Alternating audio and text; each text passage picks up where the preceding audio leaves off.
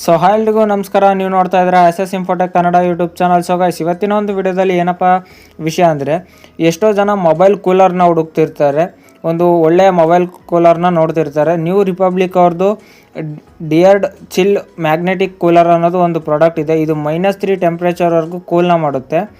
Okay, ಇದನ್ನು ಬನ್ನಿ unboxing ಮಾಡೋಣ. ನಿಮಗೆ ಈ ಬಾಕ್ಸು ಈ ರೀತಿ ನೋಡೋಕ್ಕೆ ಸಿಗುತ್ತೆ. ಓಕೆ ಗೈಸ್, ನೀವು ಬಾಕ್ಸ್ನ ಓಪನ್ ಮಾಡ್ತಿದ್ದಂಗೆ ನಿಮಗೆ ಈ ರೀತಿ ನೋಡೋಕ್ಕೆ ಸಿಗುತ್ತೆ. ಡೈರೆಕ್ಟ್ ಫ್ಯಾನ್ ಸಿಗುತ್ತೆ. ಆ ಫ್ಯಾನ್ನ ತೆಗೆದುಬಿಡ್ತು ಅಂದರೆ ನಿಮಗೆ ಇಲ್ಲಿ ಕೆಳಗಡೆ 2 ಮ್ಯಾಗ್ನೆಟಿಕ್ ಸ್ಟಿಕ್ಕರ್ನ ಕೊಟ್ಟಿರ್ತಾರೆ. 2 ಮ್ಯಾಗ್ನೆಟಿಕ್ ಸ್ಟಿಕ್ಕರ್ ಸಿಗುತ್ತೆ. ಮತ್ತು ಇದರಲ್ಲಿ ಟೈಪ್ ಸಿ ಚಾರ್ಜಿಂಗ್ ಕೇಬಲ್ ಕೂಡ ಸಿಗುತ್ತೆ. ಅದು ಬಿಟ್ಟರೆ ಕೆಳಗಡೆ ಯೂಸರ್ ಮ್ಯಾನ್ಯುಯಲ್ಲು ಮತ್ತು ನಿಮಗೆ ವಾರಂಟಿ ಕಾರ್ಡು ಸಿಗುತ್ತೆ. ಇಷ್ಟು ಬಿಟ್ಟರೆ ಬೇರೇನೂ ಸಿಗಲ್ಲ ಈ ಒಂದು ಬಾಕ್ಸಲ್ಲಿ. ಬನ್ನಿ ಇದನ್ನು ಹೇಗೆ ಕನೆಕ್ಟ್ ಮಾಡೋದು ಅಂತ ನಾವು ತಿಳ್ಕೊಳ್ಳೋಣ. ಜಸ್ಟ್ ನೀವು ನಿಮ್ಮ ಒಂದು ಮೊಬೈಲ್ ಫೋನ್ನ ತೊಗೊಳ್ಳಿ.